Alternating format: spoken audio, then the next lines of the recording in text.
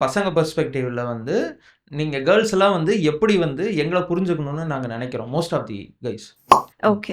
நீங்க எப்படி எக்ஸ்பெக்ட் பண்றீங்க அப்படிங்கிறத வந்து மேபி ஒரு மேல் வெர்ஷன்ல நான் சொல்ல ட்ரை பண்றேன். ஏன்னா நீங்க நிறைய கவுன்சிலிங் கொடுத்துருப்பீங்க இல்லையா, கண்டிப்பா. அதனால கேட்குறேன். ஸோ என்ன அப்படின்னா, ஒண்ணு வந்து வொர்க்குன்றது இன்னைக்கு வந்த ஒரு இது. அத தாண்டி ரெஸ்பான்சிபிலிட்டி. பசங்க அப்படின்னாலே பொறந்த முதல்லேருந்தே பேரண்ட்ஸ் என்ன பண்ணுவாங்கன்னா, some kind of responsibility. Engineer, doctor. இல்ல அப்படி இல்ல.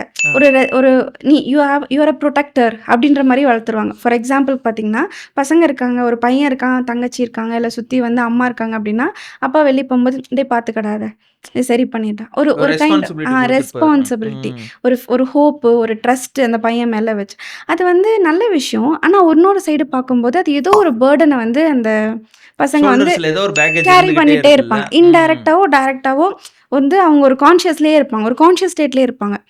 நான் வந்து நம்ம கரெக்ட்டா பண்ணணும். இல்ல வந்து இது இவங்கள வந்து சரியா பார்த்துக்கணும். இல்ல இந்த விஷயத்துல வந்து நம்ம தப்பா பண்ணிறக்கூடாது. தப்பா போயிறக்கூடாதுன்ற கான்ஷியஸ்னஸ் வந்து நிறைய வளர ஒரு விஷயமாயிடுது. மோஸ்ட்லி அது எங்க போகுது அப்டின்னா, ஃபினான்ஷியல்ல தான் போகுது. ஃபினான்ஷியலா நான் என்ன எப்படி வந்து முன்னிறுத்தி நான் காட்டப் போறேன் அப்படிங்கிற ஓகே. மாரி. ஸோ அந்த ரீசனுக்காக தான் பசங்க வந்து மோஸ்ட்லி இந்த கெரியர், வொர்க், மேரேஜ் ஆயிட்டா கூட ஒரு சில பொண்ணுங்க சொல்லுவாங்க, "கல்யாணம் லவ் பண்ணும்போதெல்லாம் நீ நல்லா நல்லா இருந்தா பார்த்துக்கிட்ட. ஆஃப்டர் மேரேஜ் அப்புறம் ஆஃப்டர் கண்டுக்கவே மேரேஜ் நீ மாட்டேங்கிற. வொர்க்குன்னே இருக்க." ஏன்னா that is how they been புரோகிராம்ட்.